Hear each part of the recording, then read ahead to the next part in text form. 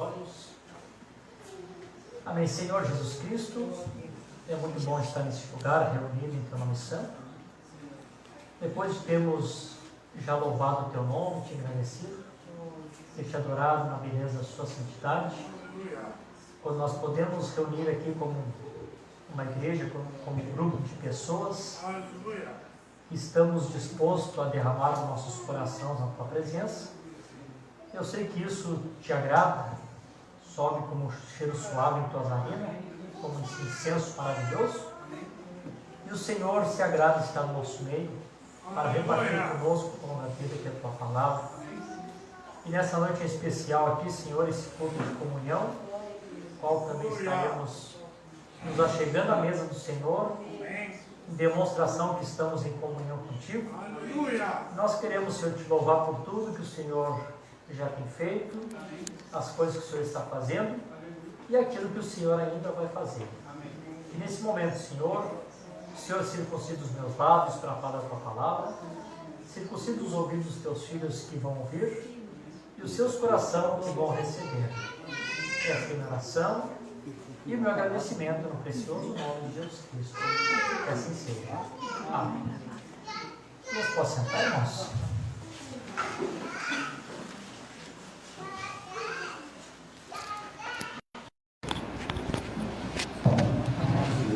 Amém. Graças a Deus, nós estamos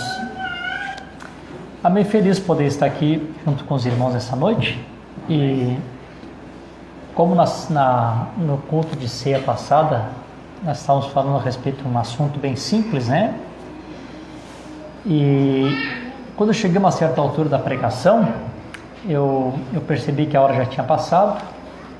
E eu disse para os irmãos que eu daria continuação na quarta-feira, depois daquela ceia.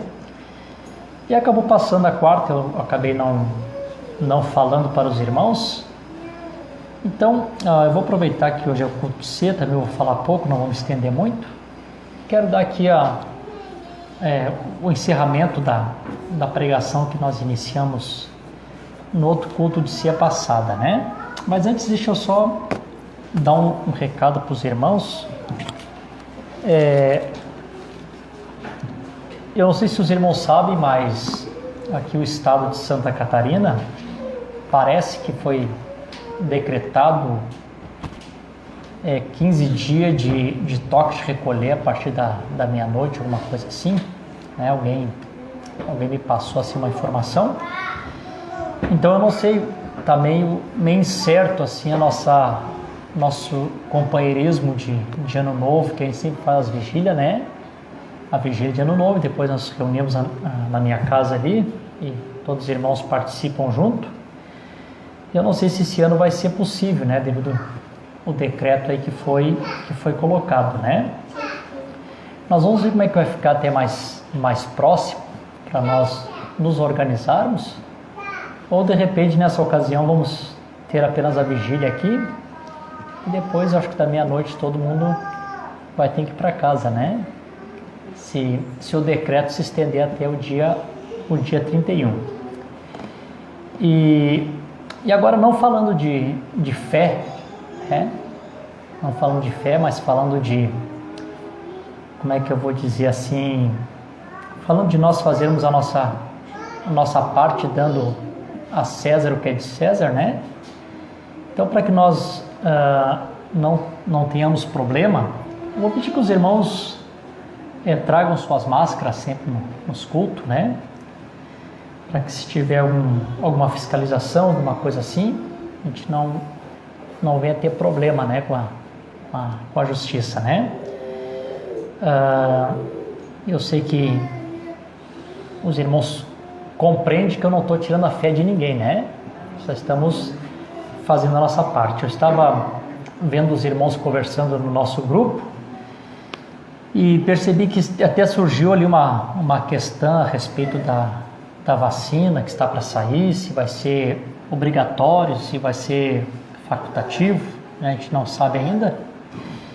Mas, irmãos, como eu disse no outro culto para os irmãos, eu acho que não existe nenhum motivo para ninguém ficar em pânico e achar que porque vai tomar uma vacina vai receber a marca da besta, né? Então acho que não tem essa necessidade de as pessoas se preocuparem com isso, né?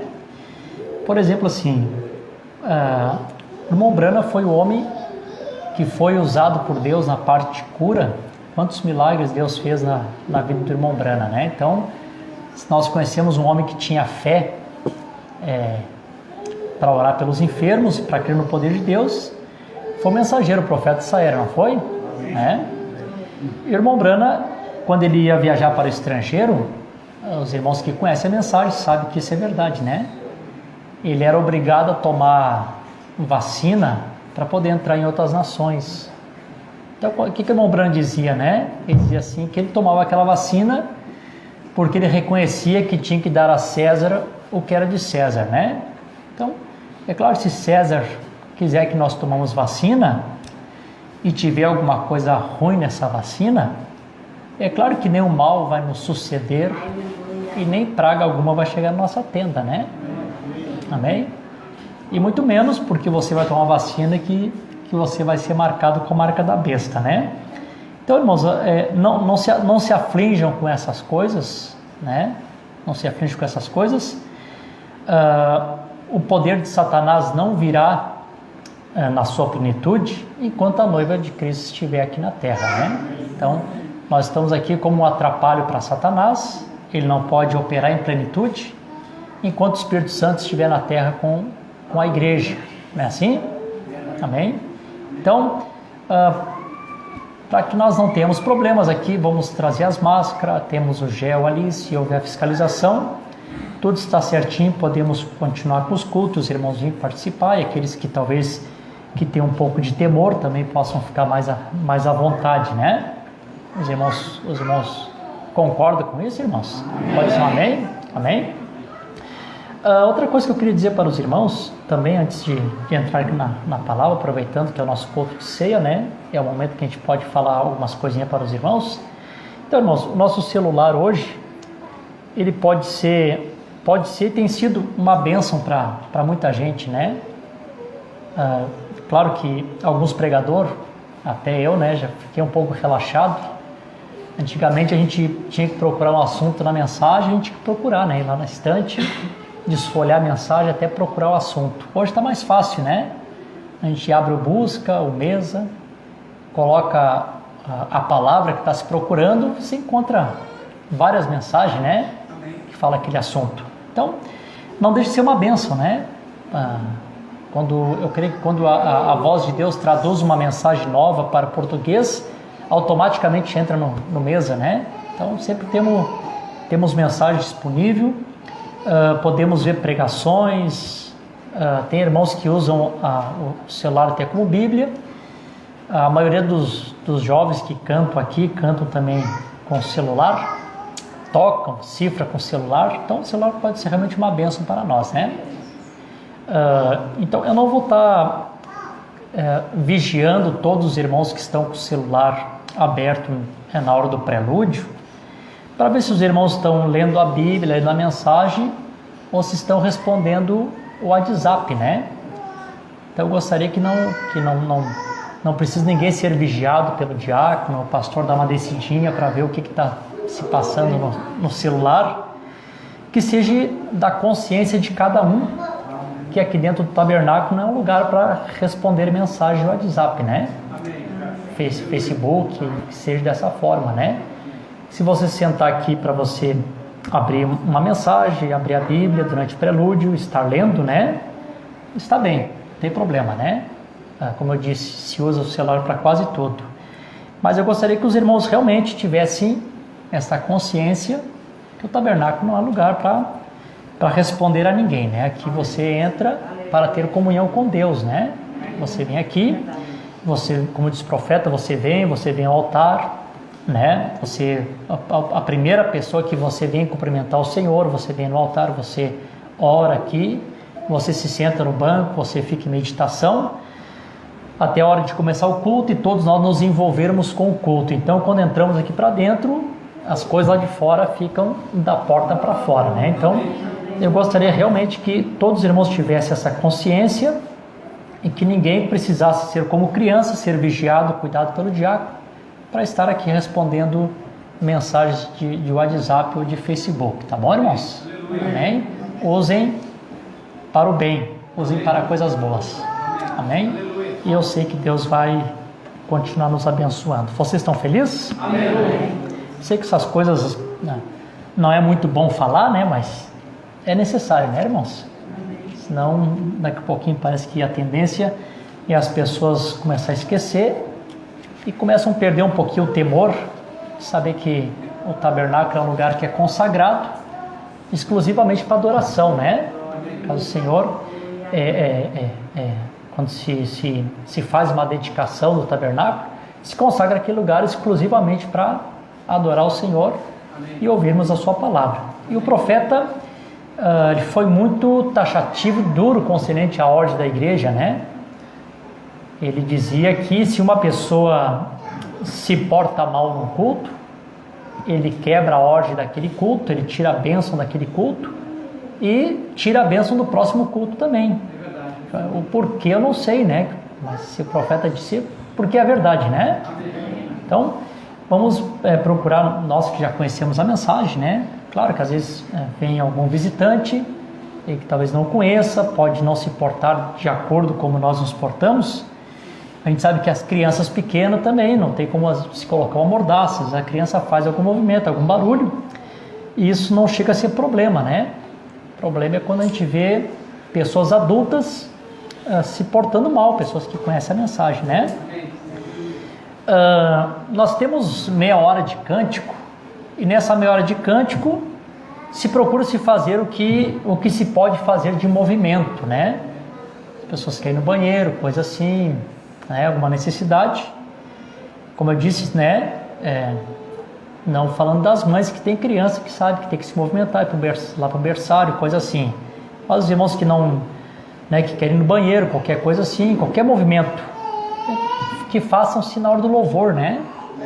E na hora da palavra, quanto mais quietos nós ficarmos, né? Quanto mais reverentes nós ficarmos, mais o Espírito Santo tem liberdade de falar conosco, né? Às vezes nós nos movimentamos sem necessidade e a gente acaba não captando a palavra e atrapalhando a outros também, né? Outros, às vezes, que estão ali tentando ouvir a palavra também não conseguem ouvir. Então vamos tentar guardar o máximo que nós podemos, irmãos, nessa parte, ficarmos ordenados, né? Amém. Amém. Você continua feliz? Amém. Amém. Bom, no último culto que nós pregamos aqui de ceia, nós estávamos falando sobre um assunto. Eu intitulei em 2 pregações, hoje seria a terceira, né? O nosso tema era como vencer os espíritos mórbidos. Quantos aqui lembram que nós começamos as 3 ceias atrás? Aí nós falamos bastante naquela ocasião a respeito de como que Satanás vem como um atormentador, né? Como que ele atormenta o corpo, como ele atormenta o espírito do homem e como ele pode ser um atormentador também na alma da pessoa, né? Como que ele atormenta a alma. O irmão Brana disse que uma pessoa cheia do Espírito Santo às vezes pode ter um demônio na alma que atormenta ele, né? A pessoa entrar num estado de demência, de loucura, né? Por um espírito que vem atormentar a sua alma, né? Então a gente sabe que Satanás, ele é um atormentador. E eu me lembro que nós estávamos encerrando a pregação, eu ia falar para os irmãos a respeito de 2 extremos que o profeta nos mostra, e que nós temos às vezes um pensamento errado, e às vezes a gente percebe que as pessoas não conseguem receber uma libertação completa da palavra, às vezes por falta de entendimento, e sem saber como que se realmente recebe uma libertação, né? Então, existem 2 extremas na mente das pessoas, que as pessoas pensam assim. Uma delas quando você aceita Jesus, você é batizado nas águas, é como nós estávamos falando no culto passado, né? Você é justificado pela fé. Nós mostramos os gráficos aqui também no slide, né? Aquela serpente continua ali no coração da pessoa, exceto que o coração da pessoa agora está limpo, porque sendo justificado pela fé, todos os pecados do passado que a pessoa cometeu, que a pessoa praticou lá atrás, tudo aquilo é perdoado, apagado e lançado no mar de esquecimento, e Deus realmente não lembra mais também daquela vida passada, não é verdade? E nós lembramos que o irmão Brana, que alguém deu testemunho, que o irmão Brana chegou para uma jovem e disse para aquela jovem que ela poderia ser esposa de um ministro, né? O profeta captou e viu que aquela moça tinha ali um bom espírito, né? Um bom testemunho. E ela disse assim para o irmão Brana que ela não se sentia digna de ser esposa de um ministro, devido à vida passada que ela viveu antes de aceitar Jesus Cristo.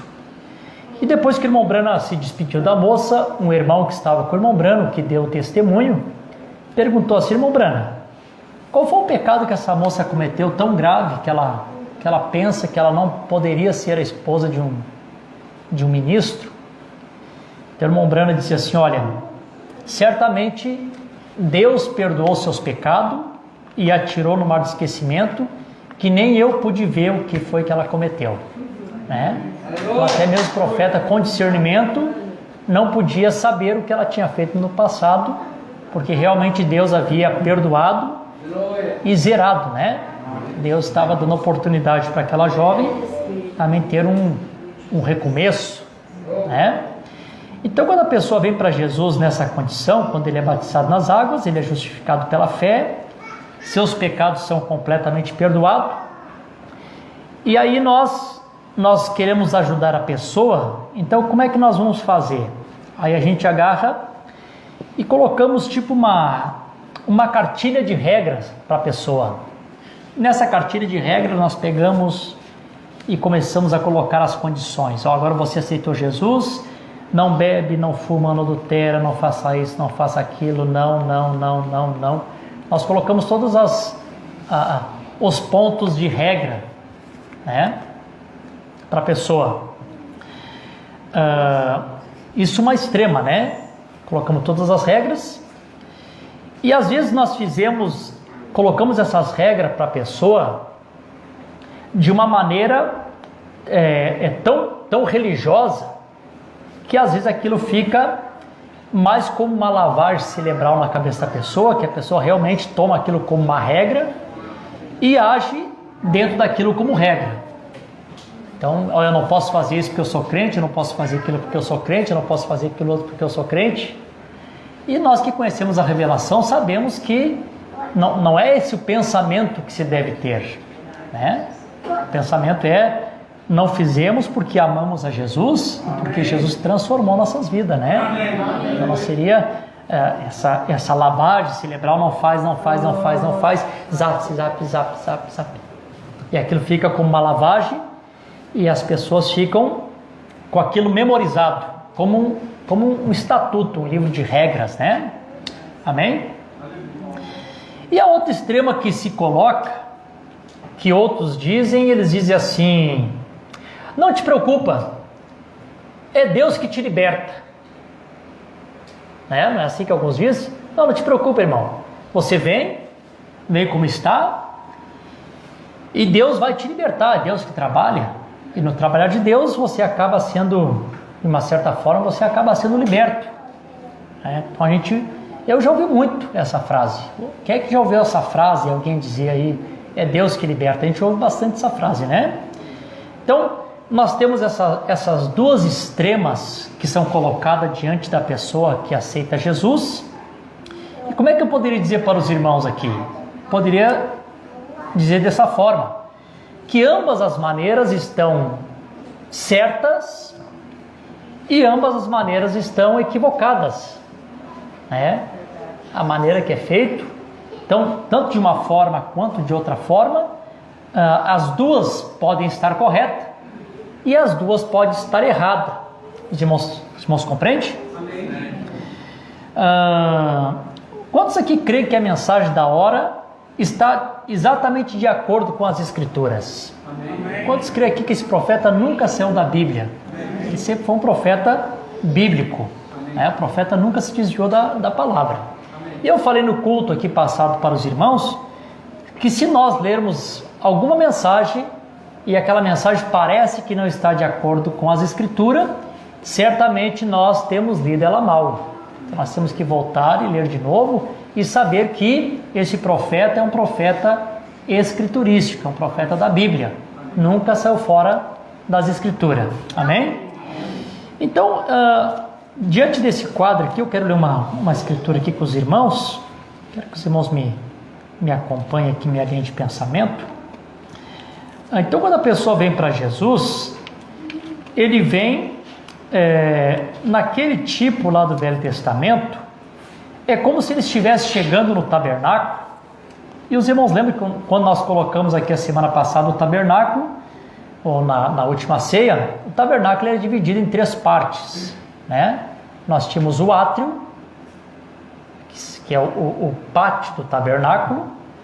Nós temos o lugar santo, onde estava o altar de incenso, ali estavam os pães, ali estavam os 7 castiçais de ouro, o lugar santo.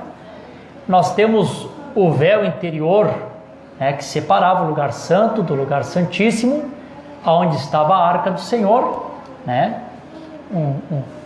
onde estavam as tábuas dos 10 mandamentos, o tipo da palavra, onde é o trono de Deus, aonde Deus se assenta.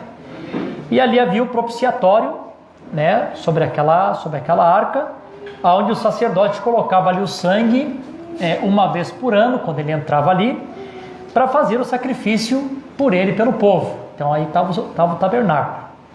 E quando o profeta está nos ensinando a respeito da conversão do homem, das 3 etapas da graça que a pessoa passa, e comparando com o tabernáculo, o irmão Brana disse que a primeira parte que nós nos chegamos, quando nós aceitamos Jesus, nós chegamos diante daquele altar, o altar de sacrifício, aquele altar de bronze, que está ali no átrio,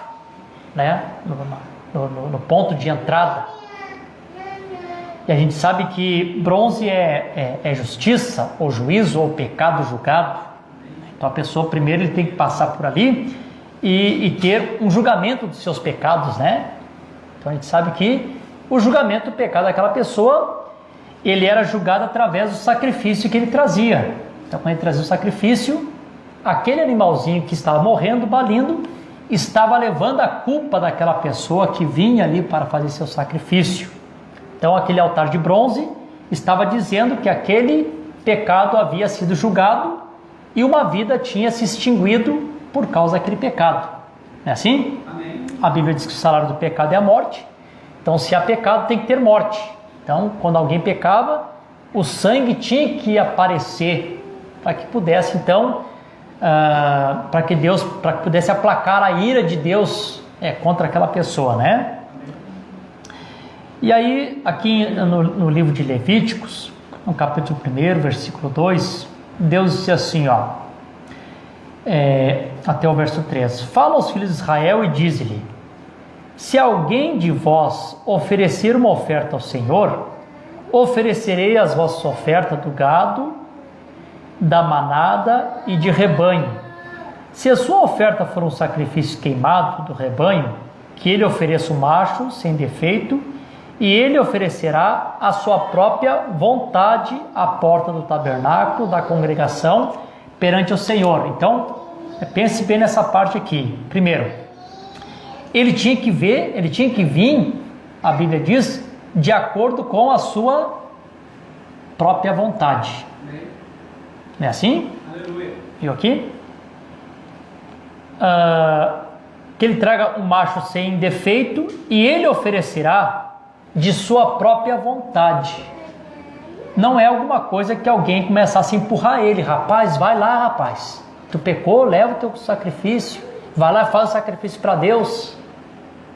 Ninguém ficava empurrando aquela pessoa. Eu não sei se alguém já passou por isso, Mas logo que a gente aceita esta mensagem, você está naquela empolgação, está pregando para todo mundo e você quer anunciar a mensagem para todos, às vezes, até mesmo quando a gente começa o trabalho do Senhor, no evangelismo, às vezes a gente se empolga um pouco, se emociona, e a gente às vezes tenta empurrar um pouco as pessoas, não é verdade? Dá aquela empurradinha. E eu me lembro que quando eu era criança, houve um batismo lá no tabernáculo onde nós congregávamos, e eu me lembro que tinha 2 moças que iam ser batizadas. Uma delas não tinha se decidido completamente para se batizar, e a outra estava disposta, ela queria se batizar, aquilo tinha descido do coração dela, estava com desejo de ser batizada nas águas. E eu me lembro que o irmão que estava levando o pessoal no ônibus para ser batizado, brincou e disse assim, fica na porta para fulana não descer. Então assim, uma coisa assim, parece que meio empurrada. E eu me lembro que na próxima semana, no próximo mês, aquela moça estava desviada, né? E até onde eu sei, até hoje, ela está fora, né? E a outra que realmente queria, que ela decidiu, que estava no coração, ela tinha o desejo de ser batizada, ela permanece firme até hoje nessa mensagem. Amém. Continua firme. De lá para cá, ela tem lutado, batalhado, servido a Jesus e permanece firme. Por quê? Quando se vem para oferecer esse sacrifício, então o ponto de partida é que a pessoa tem que compreender, né? Isso nós temos que entender sempre. Nunca se vem aos empurrão, alguém empurrando.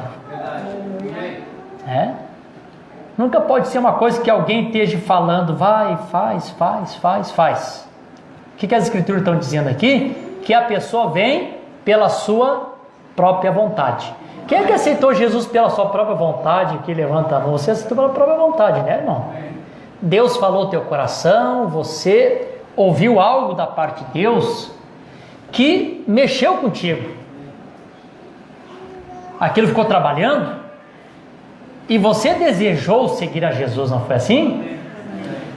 Porventura tem alguém aqui que está aqui sentado porque alguém obrigou a vir aqui? Eu creio que não, né? Eu creio que todos nós estamos aqui, estamos servindo Jesus. Mas a gente sabe que existem pessoas que simplesmente foram porque foram empurrados. E aí se nós voltamos a ensinamentos antigos que o profeta já nos trouxe, falando a respeito dos sentidos do Espírito, como que uns aceitam Jesus através da memória, da consciência, do afeto, por imaginação, e não funciona, não dá certo. Então, ponto de partida, todas as vezes que alguém vem oferecer seu sacrifício, primeiro ele tem que ter essa consciência, ninguém pode trazer ele aos empurrão, ele tem que vir pela sua própria vontade. Amém? Por isso que eu sempre digo para os irmãos, alguém fala assim, pastor, fulano, beltrano, ciclano, não vem no culto, não foi no culto, não vai no culto. Eu sempre digo, olha, vir no culto, pagar dízimo, dar oferta. As pessoas não fazem isso por obrigação, empurrado. As pessoas se fazem isso com o espírito voluntário. E até nem gostaria que as pessoas estivessem sentadas no culto. Então ali, não queria estar aqui, mas eu tenho que estar aqui porque eu sou um crente, tenho que estar na igreja. Que horrível seria isso, né? O que Deus quer? Deus quer que as pessoas estejam sentadas naquele sentimento, Senhor, que bom estar na tua presença, né? Que bom que eu vim nessa noite para ouvir a tua palavra. Eu estava contando a semana que chegasse o domingo para que eu pudesse estar no tabernáculo aqui para ouvir a tua palavra. E aí nós lembramos também que o profeta disse, né? Aquela pessoa que é nascido de novo, ele não vê a hora de as portas do tabernáculo se abrir para que ele esteja ali em comunhão com Deus. Isso é espírito voluntário. Amém. Os irmãos compreendem isso, irmãos? Amém. Do 4 até o 9 diz assim: e ele colocará sua mão sobre a cabeça da oferta queimada, para que este seja aceito por ele, para fazer expiação por ele. E ele matará o novilho perante o Senhor. Outro ponto. Quando a pessoa trazia a sua oferta para Deus, para fazer seu sacrifício pelo seu pecado, não era o sacerdote que matava o animal. Quem matava o animal era a própria pessoa que trazia. Aleluia! A responsabilidade estava sobre aquela pessoa que trazia. Vocês lembram que no Velho Testamento, quando uma pessoa testemunhava contra outra, e aquela pessoa que testemunhava que era algum pecado de morte, a testemunha tinha que ser o primeiro a dar a pedrada naquela pessoa. Então a responsabilidade sempre ia para a mão daquele que testemunhava. É assim? Então o que está dizendo? Que ele trazia esse novilho perante o Senhor, e ele o matará o novilho perante o Senhor.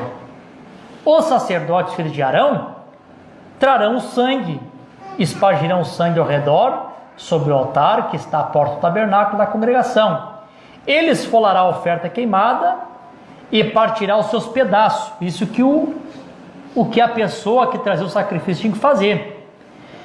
E os filhos de Arão, os sacerdotes, colocarão fogo sobre o altar e colocarão a lenha em ordem sobre o fogo.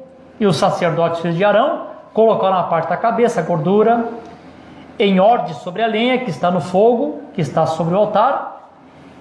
Aí, mas as suas entranhas, pernas serão lavadas na água, e o sacerdote queimará tudo no altar, para ser um sacrifício queimado, uma oferta feita por fogo, de cheiro suave ao Senhor. Então o que o sacerdote fazia? A parte do sacerdote era fazer o fogo, preparar o fogo e oferecer. Ele trazia aquele sangue, então ele oferecia aquele sangue para o Senhor, enquanto a parte daquele que trazia o seu sacrifício era ele próprio trazer o sacrifício, e ele tinha que matar o seu sacrifício. Vocês estão felizes? Amém. O sacerdote só acendia a lenha e trazia aquele sangue com ele, né? Amém. Então a pessoa que vem para Deus, ponto de partida, o que ele tem que fazer primeiro? Ele tem que saber que ele vem para Deus, e ele tem que trazer diante de Deus o seu sacrifício. Amém? Ele tem que colocar para Deus o seu sacrifício. Ele vem e oferece o seu sacrifício voluntariamente. Os sacerdotes que já entraram, que já foram consagrados sacerdote, que já entraram no lugar santíssimo, é aqueles que carregavam o sangue. Vocês creem aqui, irmãos, que Jesus Cristo morreu, nos comprou de volta para Deus e nos fez reis e sacerdotes? Amém? Amém? Amém? E você sabe que todos nós, como sacerdote, temos que atravessar o véu? Amém. Que o profeta disse que atravessar o véu no Velho Testamento, que não fosse o sumo sacerdote, era morte. E hoje no Novo Testamento, você não atravessar o véu é morte, porque a vida somente além do véu. Amém. Lá está a vida, ali está a glória da Shekinah. Amém. Temos que atravessar. Então os sacerdotes, aqueles que já entraram no lugar santíssimo, são aqueles que carregam o sangue de Jesus Cristo. E me ajude, pense nisso. O que o profeta disse que é o sangue? Alguém aí pode me responder? Também, palavra sangrenta, né? Mas ele deu uma resposta bem específica. Também, mas Espírito Santo. E o profeta disse que o Espírito Santo em nós é o sangue do Senhor Jesus Cristo. Que não é o sangue literal, mas a vida que estava no sangue que retorna para o adorador, é o que retorna para você o Espírito Santo. Este é o verdadeiro sangue de Jesus Cristo.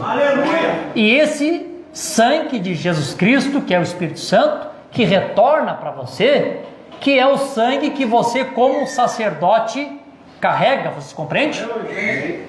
Por isso que a noiva de Jesus Cristo, ela foi chamada para fazer oração, deprecação e intercessão por todos os santos. Por quê?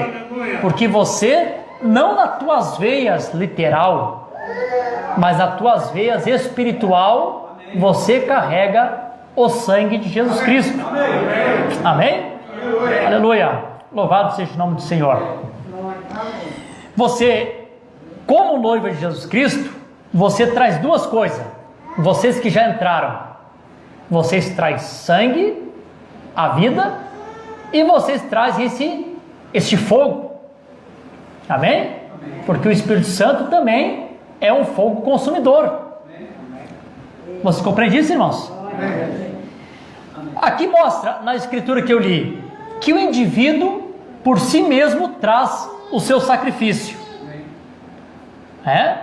E vocês que são reis e sacerdotes, que já entraram além do véu, aleluia, você carrega então o sangue ao redor daquela pessoa, e você prepara ali, traz o fogo, ajudando aquela pessoa a oferecer o seu sacrifício. Amém. Vocês estão felizes? Amém. Amém. Então, quando a pessoa vem ao altar, ele vem ao altar trazer seu sacrifício, sempre deve estar rodeado de sacerdotes que carregam sangue. Como o profeta diz, que antigamente, quando as pessoas aceitavam Jesus, ele falando lá do tempo da Igreja Batista, ele disse que quando as pessoas vinham aceitar Jesus, aqueles irmãos que já eram convertidos e que já tinham recebido o Espírito Santo, vinham até o altar junto com aquele irmão, vinham ali, o profeta usa essa expressão, dava uns tapinhas nas costas dele, dizia assim: isso, irmão, vamos lá, dava aquele incentivo. Ao redor daquele irmão ficavam pessoas orando com ele. Por quê? Porque ali está a pessoa vindo para oferecer o seu sacrifício, e ao redor daquele sacrifício nós temos o que? Sacerdotes do Senhor carregando o sangue, a vida, o Espírito Santo. Vocês compreendem isso, irmãos? Amém. Amém? Aleluia. Como eu disse, não o sangue literal das tuas veias, sangue de pecado, mas aquele sangue espiritual. Amém? Da tuas veias espiritual, que é o Espírito Santo. Aleluia. Amém. Então a Bíblia diz assim, deixa eu ler uma outra escritura aqui para os irmãos.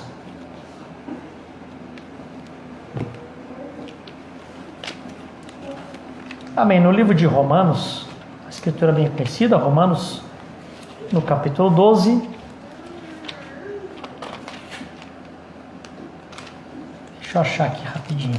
Capítulo 12 de Romanos. E o versículo 1 diz assim: rogo vós, pois, irmãos, pela misericórdia de Deus, que apresenteis os vossos corpos em sacrifício vivo, santo e agradável a Deus, que é o vosso culto racional. Então o que a Bíblia está dizendo? Não está dizendo mais que a pessoa deve vir ao altar e trazer hoje um animalzinho, sem mancha. O que a Bíblia está dizendo? Que é para nós irmos até o altar do Senhor, oferecendo o nosso próprio corpo em sacrifício vivo a Deus. Amém. Quando você vem a Deus, o que você tem que estar consciente? Que o sacrifício é você. Amém. Verdade. Glória a Deus. Amém? Você é o sacrifício. E que você precisa vir e oferecer esse sacrifício para Deus. Como eu disse aqui no início, não que alguém esteja te empurrando, que alguém esteja te obrigando, ou que alguém esteja te manipulando, mas que você, por você mesmo, pela tua própria vontade, reconhece que alguma coisa tem que ser feita, que alguma coisa tem que ser mudada. Reconhece que tu não está satisfeito com a situação. Amém. Tem alguma coisas que tu precisa vencer. Amém. Glória a Deus. Como eu falei no culto passado, quando a gente consegue olhar diferente para a situação, quando a gente para de olhar daqui para lá e olhamos daqui para dentro, Aleluia. e a gente consegue ver o que é a natureza humana, que é a natureza caída. Quando você se depara o que é a natureza caída, a natureza humana, você percebe a necessidade que você precisa, você por conta própria, por tua própria vontade, ir até o altar e te oferecer a ti mesmo. Aleluia. Verdade. Amém. Como sacrifício. Aleluia. Não vindo ao altar para oferecer os irmãos como sacrifício, pessoas como sacrifício, vem ao altar, como diz o profeta, fazer aquela oração um tanto hipócrita, Senhor, olha o fulano, olha o Beltrano, olha o ciclano, apresentando problemas, defeitos dos irmãos. Hoje não é mais um outro animalzinho que se oferece, hoje se oferecer a tua própria vida. Amém. Chega a dizer, Senhor, eu estou aqui, eu preciso ser mudado, eu preciso ser transformado, não quero nem saber como estão os demais, eu estou aqui oferecendo o meu sacrifício. Não quero nem saber como é que está a condição, Natanael, do Ricardo. Eu que estou aqui, Senhor, eu preciso ser mudado. Eu estou aqui, há sacerdotes do Senhor aqui, que tem o sangue que faz expiação. Aqui o fogo do Espírito Santo, que pode queimar a serpente, aquela que eu mostrei que está no coração, que ela fica ali, ainda desejando pecar, desejando as coisas do mundo, e você sabe que ela está ali, precisa tirar ela dali. Amém, Jesus? Louvado seja o nome do Senhor. Então, irmãos, quando nós compreendemos isso, essas duas extremas, que um diz, não fuma, não beba, não. O outro diz, não te preocupa, se Deus tiver que te libertar, Ele te liberta, Você pega quando você compreende isso, você pega essas duas extremas e faz ao contrário. Você mesmo vem com o desejo no teu coração de ser liberto. Vem até o altar de Deus. Amém. É claro que tu não vai conseguir se libertar por conta. Tu não tem esse poder de te libertar, de te converter. Tu tem o poder de oferecer o teu corpo em sacrifício. E colocar-se à disposição dele e dizer, Senhor, ajude-me. Me queima. Queima a velha natureza. Tira de mim o que não presta. Aleluia. Eu não posso continuar vivendo com isso. Isso não atrapalha para a minha fé. Não tenho conseguido caminhar, Senhor. Essa serpente tem sido mais forte que eu. Você não está seguindo uma regra de cartilha.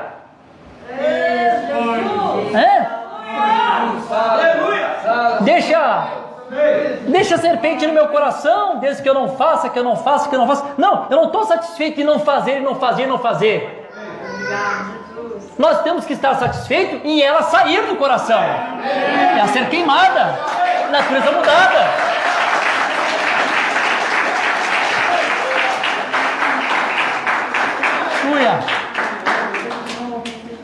Com a nossa própria vontade vir, Senhor, estou aqui. Não leva mais ninguém ao altar. Não se preocupe em o pecado do irmão, o erro do irmão, leva a você. Amém, Jesus?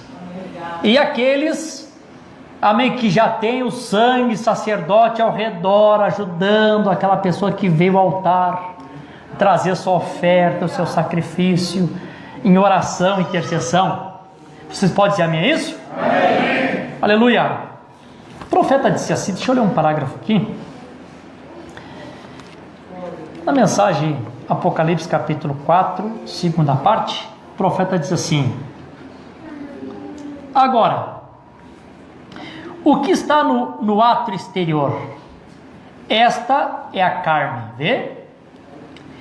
E aí nós falamos aqui, eu mostrei outro dia para os irmãos aqui o tríplice do homem, e vocês sabem, irmãos, claro que o espírito é religioso, é cruel, mas vocês sabem que a carne é um atrapalho muito grande, né? Por que a carne é um atrapalho grande? A carne é um atrapalho grande porque quando você chega na etapa da santificação, o teu espírito, que às vezes o nosso espírito, a tendência é ser religioso, O nosso espírito é mudado, como nós falamos no outro culto passado, lembram? O espírito é mudado. Deus nos dá um novo espírito. O espírito, uma vez sendo mudado, logo nós estamos com o nosso espírito compatíveis para receber o Espírito Santo. Lembra que nós vemos isso na mensagem? Teu espírito foi mudado em um espírito manso, um espírito humilde, com a natureza de cordeiro, está pronto para receber agora o Espírito Santo e andarem os dois juntos, que esses dois estão de acordo. O novo espírito é com a natureza do Espírito Santo, não é assim? A pomba e o cordeiro caminhando junto. A nossa carne continua sendo o velho abrolho pegajoso, e esse velho abrolho pegajoso continua andando com nós até o final. Então, como a carne tem sido atrapalho para as pessoas, não é verdade? Aí o profeta diz assim: agora, o que está no ato exterior, esta é a carne, vê? Esta é a primeira coisa a que você chega na carne. Você tem que consumir aquilo primeiro. Você tem que passar além da carne. O profeta diz assim: eu não sinto de levantar e ir para a igreja. As estradas estão bem escorregadias, está muito quente. A igreja, eu não sei. Esta é a carne, correto? Sabe esses atrapalhos que a carne traz? Aí eu vou ficar em casa, eu não estou com vontade de ir, eu estou cansado. Não tem esse atrapalho? Amém. Estou cansado, eu acho que hoje eu vou ficar por casa. Sempre os atrapalhos que a carne sempre coloca. E é isso que você precisa consumir. Como o profeta diz aqui, passar além da carne. Passar isso. Vencer a carne. Eu não estou com vontade, mas vou igual. Estou cansado, vou igual.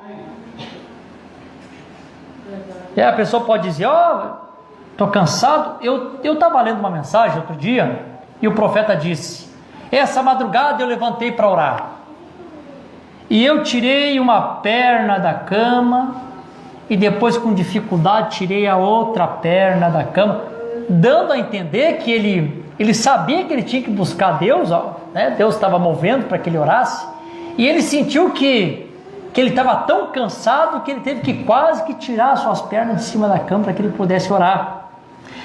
E numa mensagem de perguntas e respostas que o irmão Breno está pregando, ele disse assim: eu estou aqui escorado no púlpito e já quase tive um desmaio, de tão cansado que o profeta estava. Mas ele conseguia passar por cima disso e podia estar ali na plataforma pregando para os irmãos com todo aquele cansaço, com todo aquele esgotamento. Porque ele sabia que ele precisava todo dia oferecer o seu corpo como sacrifício vivo perante o Senhor. Todas as vezes que você passa por cima da força da carne, você quebra essa força que ela tem sobre você, você vence ela, você está oferecendo o teu corpo em sacrifício vivo ao Senhor. Amém? Louvado seja o nome do Senhor Jesus Cristo. O que acontece, O homem pode ser uma mulher, a mulher pode ser para o homem, Quem sabe ficamos em casa hoje, Está cansado? Está cansada, não é assim que pode acontecer isso, Um dizer para o outro: vamos ficar em casa. Está cansado? Nós estamos cansados, Tu merece um descanso. E às vezes a pessoa já estava esperando uma oportunidade e a pessoa já também já fica em casa, E aí o mais triste depois, irmãos, que às vezes as pessoas, claro, não todos, mas alguns, essas pessoas dão ouvido para isso, e tem uns que até depois acabam usando até de mentira para justificar, né? Ah, o carro quebrou, não tive tempo, eu me esqueci. E poderia ser honesto. Poderia dizer, ó, pastor, na verdade, eu não fui porque eu não quis oferecer meu corpo sacrifício ao Senhor. Não é verdade? Não quis oferecer. Eu preferi oferecer meu corpo a Satanás bem deitadinho na cama aqui, aproveitando. Não é verdade isso, irmãos? Porque se ele vence isso, ele está oferecendo o sacrifício a Deus. Está oferecendo o sacrifício ao Senhor. Quando ele se deixa vencer pela carne, ele está oferecendo o sacrifício a Satanás. E Satanás recebe aquele sacrifício. Estou aqui deitadinho, bem quentinho, oferecendo um sacrifício. Os irmãos me perdoem, mas isso é verdade. Porque o profeta diz que é duas coisas. Uma, ou nós estamos adorando ao Senhor, ou nós adoramos Satanás. Não é assim, irmãos? Amém? Então nosso corpo nos diz muitas coisas. Nosso corpo quase que nos controla em tudo. E nós damos muito ouvido para o nosso corpo. Mas os irmãos notaram uma coisa, irmãos, que quando chega na segunda de manhã e você precisa se levantar, e aí resmungando, cansado, não querendo se levantar, você se levanta igual. Por quê? Você se levanta porque você tem compromissos. Você tem que pagar água, você tem que pagar luz, você tem que sustentar a casa, você tem que pagar as contas. Se você não faz isso, as contas fazem tu levantar. Não é verdade? Essas providências da casa faz você levantar. Não querendo, você levanta igual.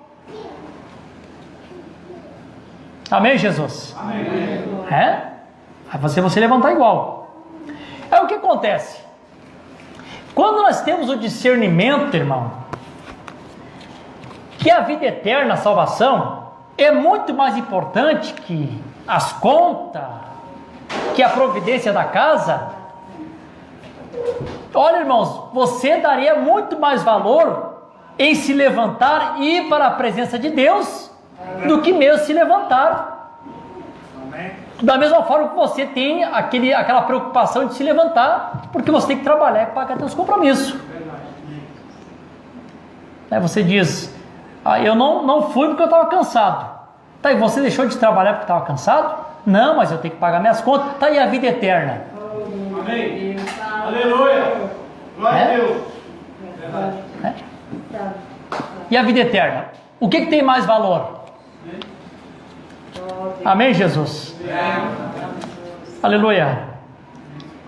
O profeta diz assim, deixa eu ler aqui um parágrafo, que interessante esse parágrafo, da mensagem testemunha. O profeta diz assim, isto é certo também. Cristão, estejam certos de que lá no fundo do seu coração, Deus o separou das coisas do mundo e o fez uma nova criatura. Então vai e diga ao povo que você é um cristão. Até que isto aconteça, permaneça no altar mesmo e morra até que você esteja tão morto o quanto pode estar. Correto? Morra até que você estar tão morto que não possa nem mesmo. Reticências. Bem, isso é certo. Morto. Esses sacrifícios chegarmos ao altar, Romanos capítulo 12, versículo 1, vinham ao altar do Senhor, oferecer o sacrifício, é nós chegarmos no altar do Senhor e ficarmos lá até que sentimos que realmente estamos completamente mortos. Aleluia. Morto ao ponto de a natureza carnal perder esse domínio que tem sobre nossa vida. Aleluia. tão morto ao ponto que o teu espírito passa a dominar, a controlar, passa a ter o controle, passa a ter o governo.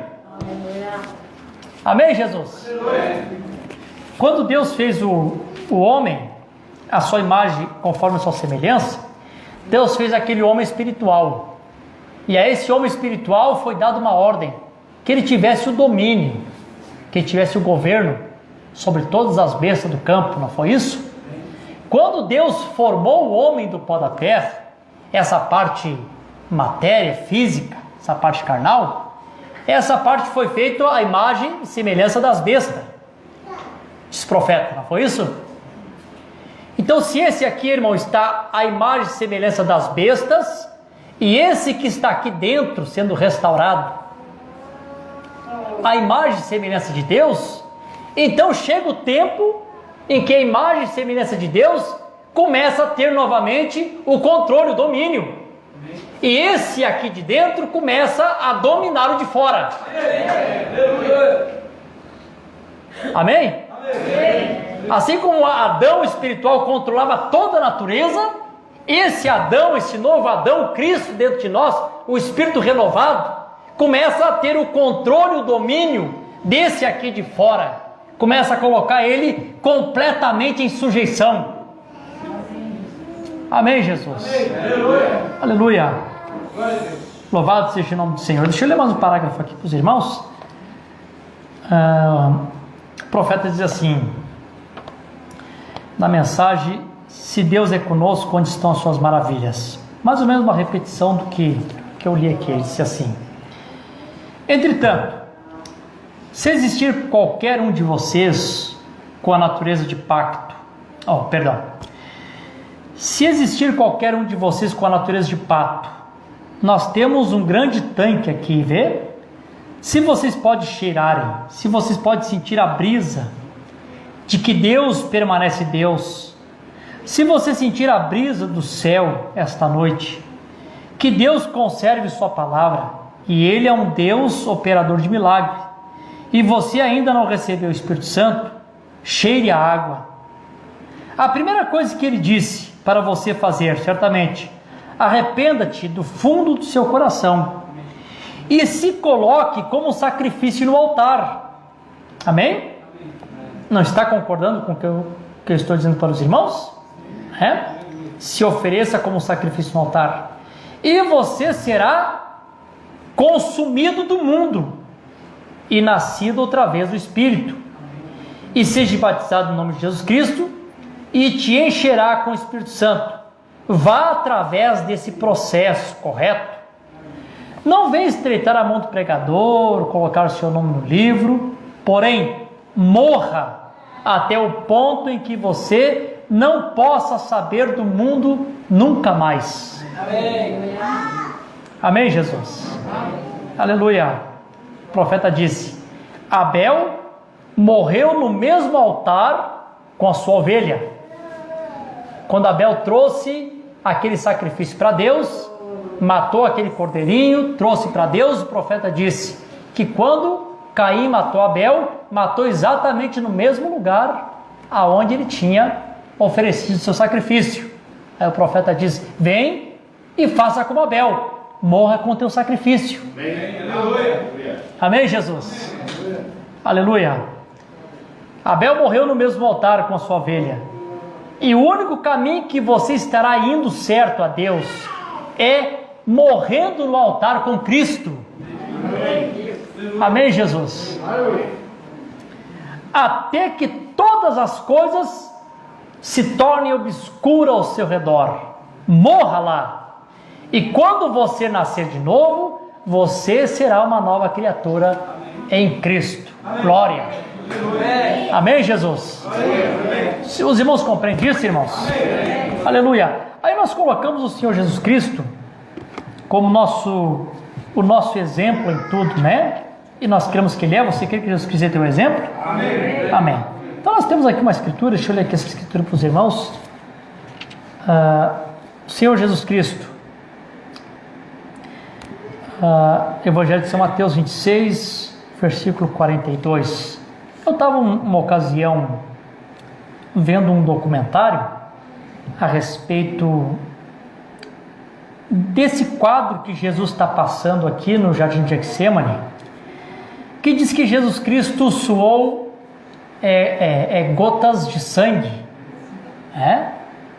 suou gotas de sangue. A pessoa que estava fazendo ali um documentário conversou com pessoas especialistas nesta área. Claro que eles um tanto céticos que isso poderia ter acontecido, né? Mas o que aquele homem disse, aquele especialista no assunto? Ele disse assim: olha, se isso aconteceu, se Jesus Cristo realmente suou gotas de sangue, é um sinal que no jardim do Getsêmani ele sofreu muito mais do que ele sofreu na cruz. Para a pessoa chegar ao ponto de suar gotas de sangue, ele tem que estar passando por um tormento muito grande. E vocês lembram da mensagem de adoção que o profeta disse que foi no jardim do Getsêmani que o Espírito eterno sai dele? Quem é que já leu isso na mensagem de adoção? O profeta dizendo que ali o Espírito Santo saiu dele. Ali o Espírito Santo deixou só. Ele não podia morrer como Deus, ele tinha que morrer como homem. Ele tinha que sentir o sofrimento, as dores de homem. E nesse momento que ele fica só, aí onde o profeta diz, por que ele disse: Deus meu, por que me desamparaste? Estava sozinho, completamente só. Não é assim? Então quando ele chega nesse momento crucial, no momento da decisão, claro que nós podemos imaginar o quê? Nós podemos imaginar como que Satanás deve ter vindo naquela ocasião, porque Satanás não tinha intenção que ele morresse. Satanás queria que ele negasse o sacrifício. Vocês lembram que quando Pedro disse: Senhor, eu não quero que tu morra. Aí o Senhor disse para ele assim: para trás de mim, Satanás, para mim tu é pé de tropeço. O profeta disse: aquele espírito estava querendo negar o sacrifício, não queria o sacrifício. Ele sabia que naquele sacrifício era onde nós, a noiva de Jesus, o povo de Deus, obteria a vitória completa. Amém. A vitória completa estava no Calvário de Cristo. Amém. Satanás sabia disso, e Satanás não queria que essa vitória chegasse até nós. Então o que acontece ali? Começa esse tormento. E aí nós falamos um outro culto, dando testemunho daquele pregador lá no século XIX, do século XVIII, né, contando aquela conversação que Satanás teve com Jesus Cristo no jardim de Getsêmani, né? Para que tu vai morrer para essa gente não vale nada, eles não merecem. Lembra daquela pregação daquele pregador? Algo ali acontece, Satanás vem ali, começa a atormentar a sua mente, aleluia, louvado seja o nome do Senhor Jesus Cristo. Se coloque uma vez, irmão, em sacrifício perante Deus. Começa a oferecer o teu corpo em sacrifício vivo a Deus.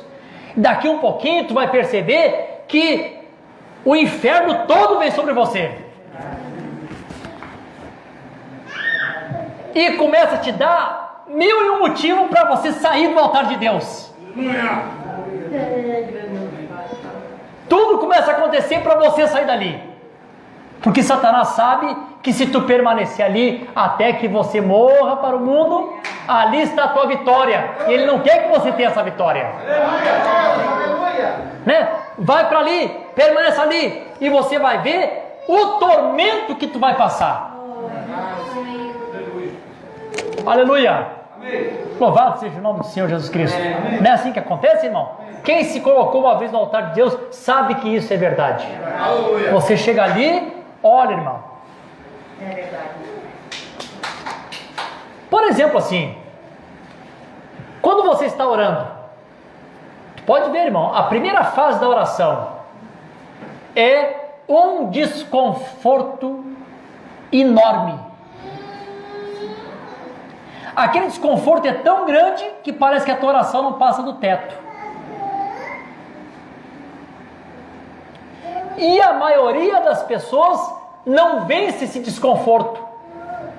eles param de orar antes de passar essa primeira etapa do desconforto, porque fica difícil, e parece que não te vem inspiração, não te vem palavra, tu não consegue te concentrar, aí tu começa, Senhor Jesus, pensar, tem que pagar a conta de luz, Senhor, estou na tua presença, o aluguel vai vencer dia 10, não é assim?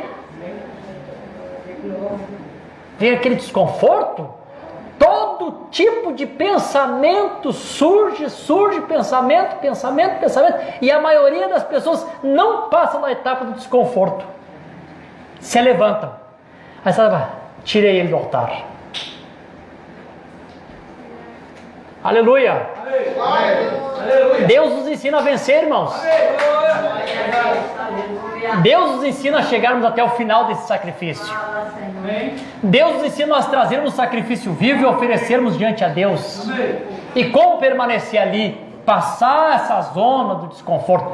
Quando tu passa essa zona do desconforto, irmão, que tu consegue vencer essa primeira etapa do desconforto, tu passa para uma dimensão que às vezes tu ora 1, 2 horas, parece que tu orou 10, 20 minutinhos apenas, porque tu conseguiu vencer aquela zona que Satanás tenta te impedir de tu chegar. É assim que ele faz todas as vezes que alguém se coloca em sacrifício, ponto de partida. Ele vem naquele desconforto, aleluia. Quem está acostumado a jejuar assim, direto, né? Passar de um dia para o outro, não sei se os irmãos aqui têm hábito, na congregação lá em Canoas nós tínhamos muito hábito de fazermos jejum, né? 3, 5, 7 dias. Bom, e os irmãos que já fizeram sabem que quando você está fazendo o primeiro dia, você naquele primeiro dia você fica desconfortável, louco para terminar. Quando você passa do primeiro dia, no segundo dia você sente aquelas trevas, parece que o inferno todo te rodeia. Claro, irmão, você está ali mortificando a carne, e o diabo não quer isso. E aqueles demônios parece que ficam, e os irmãos notam, os irmãos que já fizeram isso, sabe? Quando você passa para o terceiro dia, irmão, a sensação que tu tem, que se tu ficar o resto da vida daquele jeito, tu tá bem. Passa tudo. Passa fome, passa sede, passa até o sono. Aleluia. O que Satanás não quer? Satanás não quer que você vá até o altar e ofereça o teu sacrifício e você permaneça ali até que realmente a natureza humana esteja completamente morta. Ele quer tirar você dali. Já vou encerrar, minha hora já passou lá, já está bem passada. Só eu quero ler essa parte com os irmãos aqui. Amém. Louvado seja o nome do Senhor. Aí Jesus está ali orando. Vou ler aqui do 41. Ele chamando a atenção dos discípulos, né? Diz assim, ó: vigiai e orai para que não entrais em tentações. Na verdade o espírito está disposto, mas a carne é fraca. E ele se afastou novamente pela segunda vez e orou dizendo: ó meu Pai, se esse cálice não pode passar-se de mim sem eu beber, ou na outra tradução, né, que passa-se de mim esse cálice. Ele sabia o que ele ia encarar.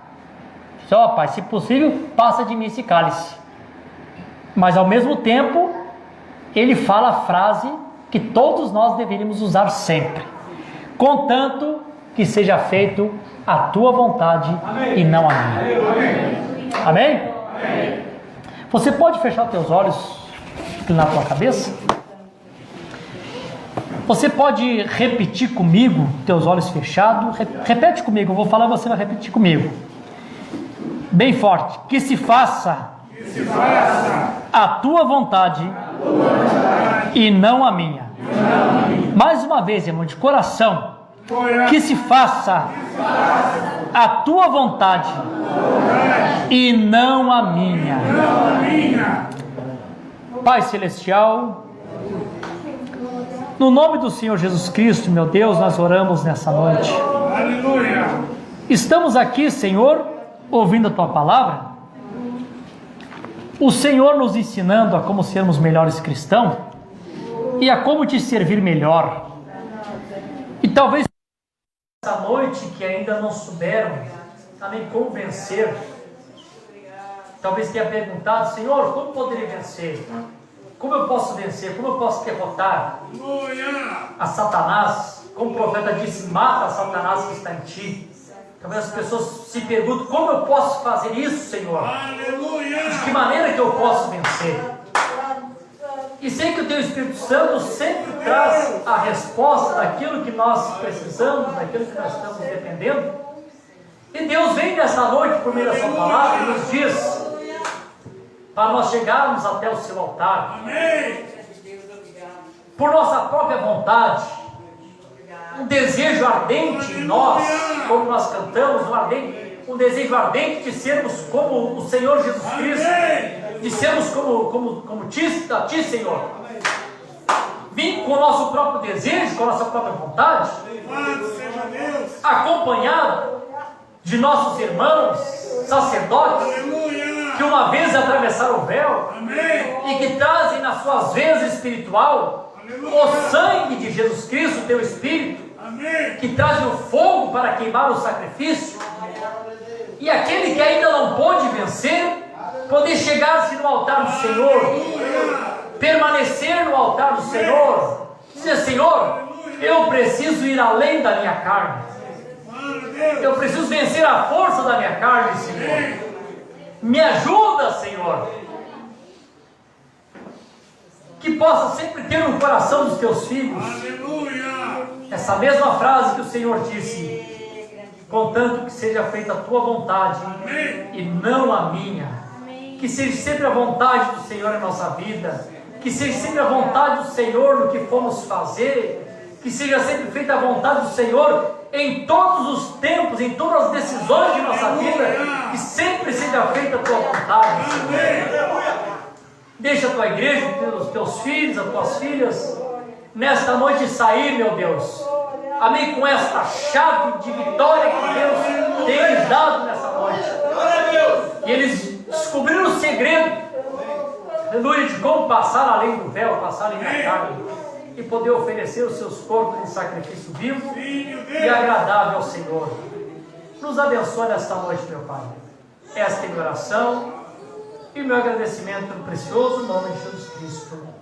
Amém, Jesus. Amém. Amém. Deus abençoe os irmãos. Vamos dar uma salva de palmas para Jesus.